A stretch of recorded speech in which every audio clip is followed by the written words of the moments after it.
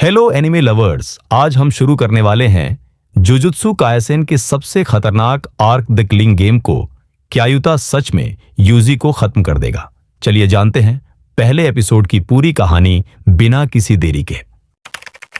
Episode की शुरुआत एक जबरदस्त चेस सीन से होती है। हम यूजी को देखते हैं जो एक विशाल कर्स स्पिरिट से बचने के लिए एक बिल्डिंग से दूसरी बिल्डिंग पर कूद रहा है। अचानक वो कर्स यूजी को पकड़ लेता है, लेकिन तभी एक जोरदार हमला उस कर्स के परखच्चे उड़ा देता है। ये कोई और नहीं, स्पेशल ग्रेड सोर्सरर युता ओकोत्सु है। युता की नजरों में एक अजीब सी ठंडक है और उसका मकसद साफ है, यूजी इतादोरी को मारना।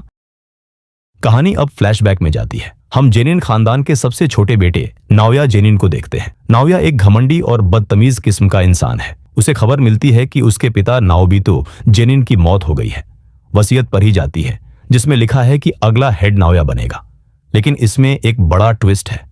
शर्त यह है कि अगर सातोरो गोजो की मौत होती है या वो कैद हो जाता है तो तोजी फुशिगुरो के साथ हुए समझौते के मुताबिक मेगुमी फुशिगुरो को जेनिन खानदान का नया हेड बना दिया जाएगा। यह सुनकर नाओया एक बबूला हो जाता है और तय करता है कि वह मेगुमी और यूजी दोनों को खत्म कर देगा ताकि उसके रास्ते का हर कांटा हट जाए। वापस वर्तमान में टोक्यो के खंडहरों में यूजी और चोजो साथ हैं। चोजो अब यूजी को अपना छोटा भाई मानता है। यूजी अंदर से टूटा हुआ है क्योंकि शिबुया में उसके हाथों कई मासूम मारे गए, लेकिन चोजो उसे समझाता है कि वे भाई हैं और यही सबसे ज्यादा मायने रखता है। तभी वहां नाओया आ धमकता है। नाओया की रफ्तार इतनी तेज है कि यूजी और चोजो संभल भी नहीं पाते और वह उन पर हमला कर देता है। तभी अचानक पूरे इलाके में एक भारी कर्स एनर्जी महसूस होती है। यूजी को एक पल के लिए लगता है कि गोजो सेंसे वापस आ गए, लेकिन सामने युता खड़ा था। युता के कदम रखते ही जमीन धंस जाती है। चोजो नाओया को रोकने की कोशिश करता है और यूजी से भागने को कहता है क्योंकि युता से लड़ना खुद की मौत को दावत देना है। यूजी भागने की कोशिश करता है पर युता उसका पीछा नहीं छोड़ रहा। दोनों के बीच जबरदस्त भिड़ंत होती है। यूजी हैरान है कि युता की कर्स एनर्जी गोजो सेंसे से भी ज्यादा है। अपनी जान बचाने के लिए यूजी एक चाकू उठाता है और युता की कटाना तोड़ दियच देता है। यूजी को लगता है कि अब वह मुकाबला कर पाएगा,